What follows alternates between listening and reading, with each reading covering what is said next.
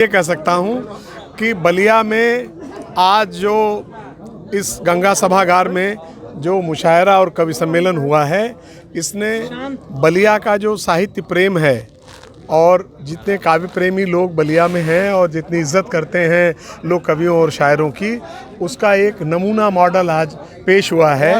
इसके लिए बलिया के लोगों को बहुत बहुत बधाई और उससे ज़्यादा आभार उन लोगों का जिन लोगों ने इस माहौल को आज खड़ा किया और जो लोग आज हमारे इस मंच पर आए। सबसे बड़ी बात ये हुई है कि जो एक आम शिकायत हुआ करती थी कि कवि सम्मेलनों में फुहड़ता आ गई है या ऐसी चीज़ें हो रही हैं कि वहाँ जाने का मन नहीं होता, आज शुद्ध कविता का एक मंच, इतना शानदार मंच था कि ये ऐतिहासिक है इस मकसद से।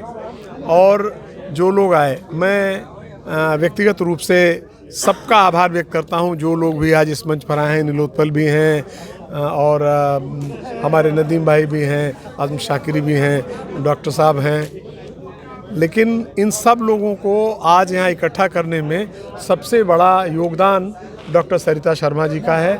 उन्होंने हमारी प्रार्थना हमारे निवेदन पर और बाकी सारे लोगों से हमारा आग्रह पहुंचा करके और आप लोगों को एक इतना शानदार कार्यक्रम दिया है, उनका आभार।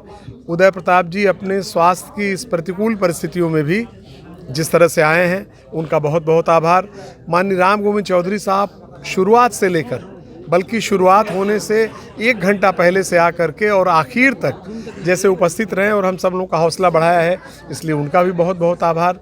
रिजवी साहब और दूसरे तमाम हमारे साथी, सिर्फ राजनीतिक लोगों की बात नहीं है। एक और अच्छी बात ये हुई है कि प्रत्येक तबके के लोग आए, अध्यापक भी आए, अधिवक्ता भी आए, व्यापारी भी आए, शिक्षक भी आए और जितनी विधाओं में काम करने वाले लोग हैं। और पत्रकारों ने तो आज अद्भुत, उनका बार बार मंच से उल्लेख हुआ है कि कोई मुशायरा कवि सम्मेलन ऐसा नहीं हो जिसमें पत्रकार इतनी देर तक सब बैठे रहे हों।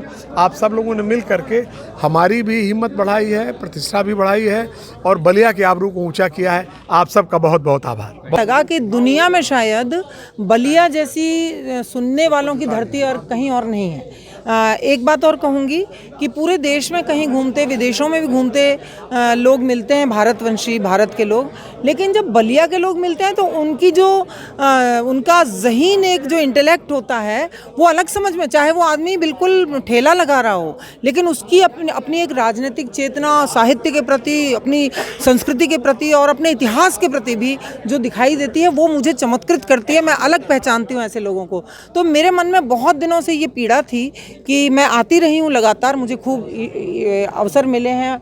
आदरणीय जब मंत्री थे चौधरी साहब, तो ददरी की भी जिम्मेदारी, कई बार ददरी मेले के कवि सम्मेलन की आपने उसमें मुझे सहभागिता करने का अवसर दिया, टीम बनाने का अवसर दिया, उसमें बुलाने का, तो अच्छे कार्यक्रम तब तक होते रहे। लेकिन इधर कुछ वर्षों से मैं देख रही थी कि एक बात पर ज़रूर ध्यान देना मैं चाहूँगी पत्रकार बंधुओं को और सबका, कि कार्यक्रम होते हैं उसमें बहुत बड़े बड़े पेमेंट्स पर ऐसे बड़े अच्छे कवियों को बुलाया जाता है केवल जो वायरल हैं, किसी भी कारण वायरल हैं।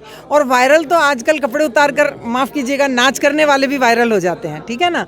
तो लेकिन कविता, शुद्ध कविता कहीं गायब हो गई थी। ये वो मंच हैं बलिया के जहाँ पर भारत भूषण जी, किशन सरोज जी, अल्लड़ बीकानेरी जी, ओम प्रकाश आदित्य जी, जिनके आप लोगों ने शायद नाम नहीं सुने, ऐसे देख रहे हैं आप सब, देश के सोम जी, नीरज जी, और ये सारे लोगों को झूम कर रात रात भर सुना जाता था। सवेरे हम लोग निकलते थे, ऐसा ये मंच था।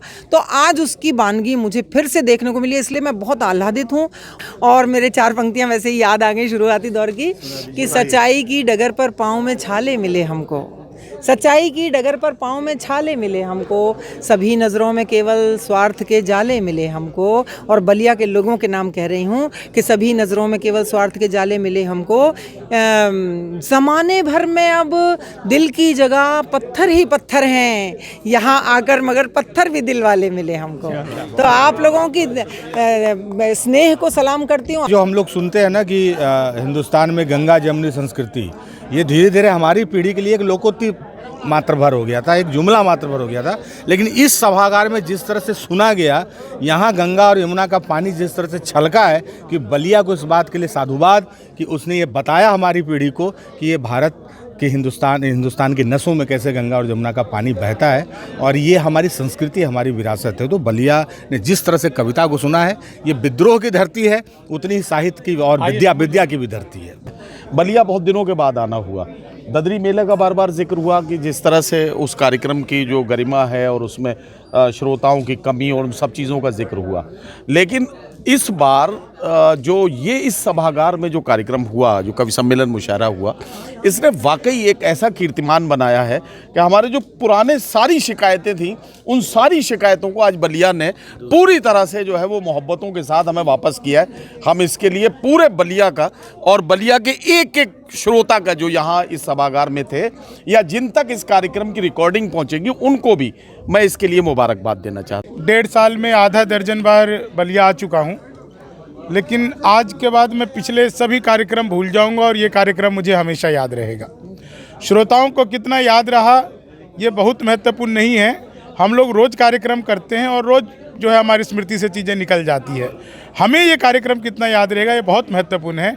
आप यकीन मानिए कि मैं हो सकता है कि इससे ज़्यादा अच्छे और बड़े कार्यक्रमों में यहाँ पर आऊँ, लेकिन आज जो एक एक श्रोताओं का पूरा खचाखच भरा हुआ हॉल और नेताजी के प्रति लोगों के मन में जो प्रेम देखा और ख़ासकर हमारे चौधरी साहब के प्रति जो लोगों ने एक उत्साह दिखाया, लेकिन बलिया वालों ने बड़ा ज़बरदस्त कार्यक्रम किया, इसके लिए मैं बहुत बहुत आभार देता हूँ। तो मैं तो 7-8 साल से मेले में आ रहा हूँ, तो मैंने 40-50 लोगों से ज़्यादा लोग नहीं देखे। मुशायरे में बुला लेते हैं हमेशा, लेकिन इस बार जो मैंने देखा तो ऐसा लगा जैसे 20-30 साल पहले भी मैं एक मुशायरे में आया था, 30 साल पहले, वैसा ही माहौल मुझे लगा और वैसे ही लोग लगे। और जिस मोहब्बत से और जिस अक़ीदत से, जिस तरह से आप लोगों ने शायरी सुनी, गज़ल भी और कविता भी, दोनों को जैसे गंगा जमनी तहज़ीब जिसे हम कहते हैं, नज़र नहीं आती मगर कहते रहते हैं, लेकिन यहाँ नज़र आ रही थी। और इसके लिए सब बलिया के तमाम लोग मुबारकबाद के मुस्तहिक़ हैं। सब